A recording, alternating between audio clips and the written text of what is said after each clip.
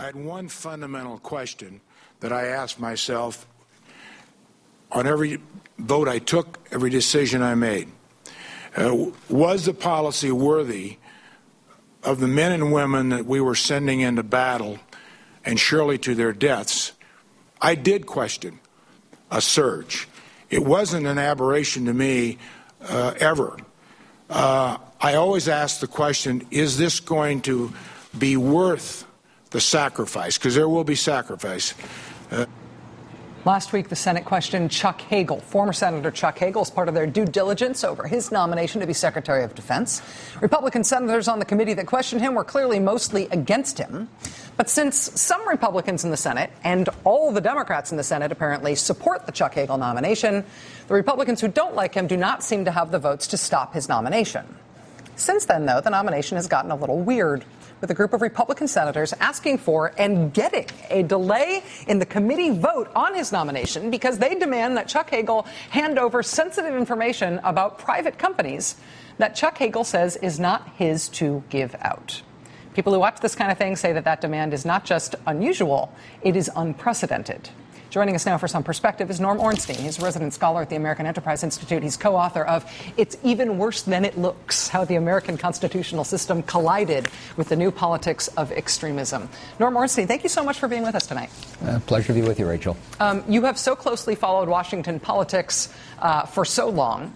Yeah. Is this, in fact, unprecedented? Have you ever seen anything like this particular demand that's hanging up the Hagel nomination right now? No, I haven't seen anything close to it, Rachel. I mean, we've seen dirty tricks before, raw files from the FBI, rumors and things released by senators that they shouldn't have. But this kind of information has not been asked before. And as you suggest, it's not just for defense secretaries, it's for other cabinet members. When you go through the initial vetting process to make it to a position of this sort, you go through a meat grinder. You have to fill out forms where you're required to provide all kinds of financial information, every foreign trip you've taken in decades, every speech you've given. Then you have a full FBI field investigation that includes 40 face-to-face interviews with people who may or may not know you, those close to you, those who are neighbors. All that information is provided to the Senate. And when you look at what they're asking for, the idea that you would have to provide transcripts of speeches where you didn't even have a written speech, and financial information, not just from private commercial firms, but from button-down organizations like the Atlantic Council, all with the implication that you might have improper ties to foreign governments or foreign countries, it's pretty low.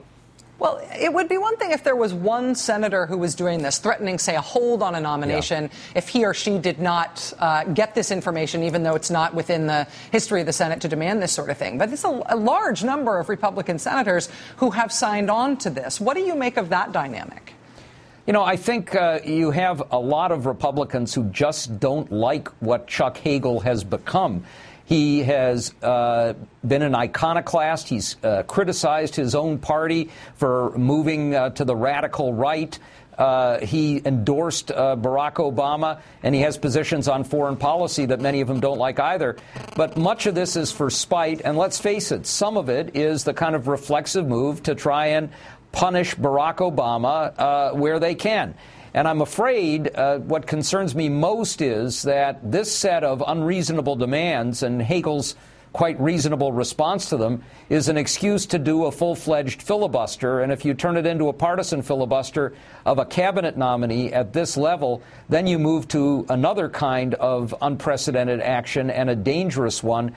And what we're seeing now is a sort of faux filibuster, as Jonathan Bernstein pointed out in the Washington Post today. If they do decide to stick with this delay that they have insisted on thus far, if they continue to pursue it, or if they do, in fact, filibuster, do you think that the Democrats would reasonably take that as a reason to finally reform the filibuster? I realize it would be an extreme step for them to do that, but wouldn't it be sort of an equal and opposite reaction? You know, I read a column in Roll Call, and my column today flowed not from this, but from the outrageous court decision on recess appointments The deal that we struck on the filibuster, we saw that Harry Reid and Mitch McConnell struck, is based in part, it expedites some nominations if they come from rogue individual senators or a handful, but it's based in part on a kind of gentleman's agreement that you're not going to misuse the filibuster and nominations in the same way. And if you see a filibuster of Hagel, in this case where there is a clear majority and more for his confirmation, and, you know, think about this. We've got a sequester coming up, which it could cause enormous potential damage to national security. You're going to keep the defense secretary from being in place to help to administer that? We got a war going on. I think you'd have to, if you were in Harry Reid's shoes, begin to rethink what you're going to do with the rules. As an institutional scholar such as yourself, hearing that come from you carries a lot of weight. Norm Ornstein, resident scholar at the American Enterprise Institute, co-author of It's Even Worse Than It Looks. Thank you for being with us tonight. It's really great to have your perspective. Thanks so much. All right, we'll be right back.